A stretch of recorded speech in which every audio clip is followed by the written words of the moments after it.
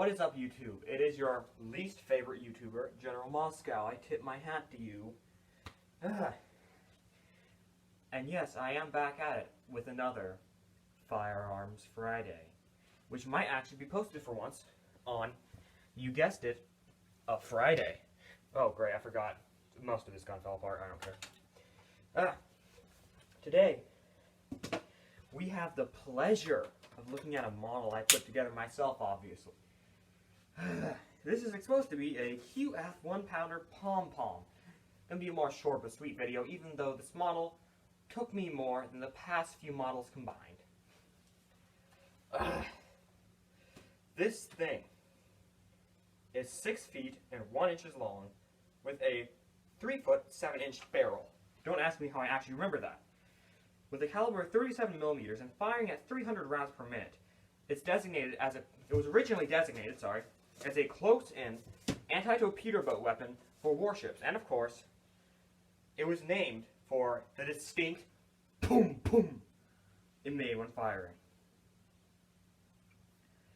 Funny thing about this is, it was originally designed as an anti-torpedo boat weapon, or a secondary weapon for warships. Therefore, this was later used as an aircraft gun. But it wasn't until much after, I think a decade or two after, this gun was actually made, that military aircraft were in service, and aircraft were really actually made very effective. So in a way, this is an anti-aircraft gun that predates aircraft, which is kind of funny. Now, Heron Maxim, the lovely guy behind the Maxim gun. I actually don't hate the gun, I just don't want to do a video on it yet. Originally designed it in the late 1880s as an enlarged version of the normal Maxim machine gun. It was literally just a scaled up version. Its longer range made it necessary to have explosive ammunition.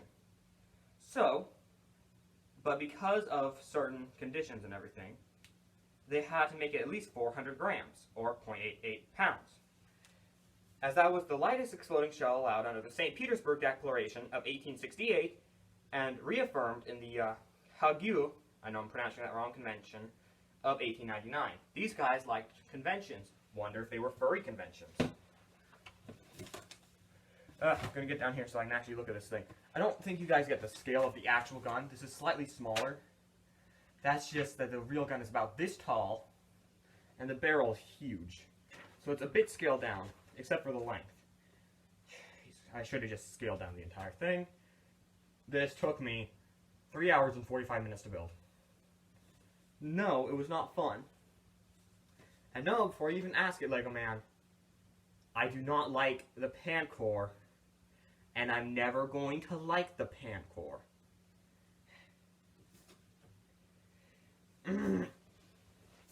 Early versions were sold under the Maxim Norfeld label, whereas versions in British service, i.e. from 1900, were labeled Vickers, Sons, and Maxim, because Vickers had bought out Maxim. I prefer Vickers, honestly, because they just have better quality weaponry, but Maxim was the actual designer behind this thing. And even though they were labeled different things, they were the same piece of weaponry. I'm not even joking. This thing was mainly used in World War I, but also, before that, in the United States war against Spain, and I believe it might have seen service in the Boxer Rebellion.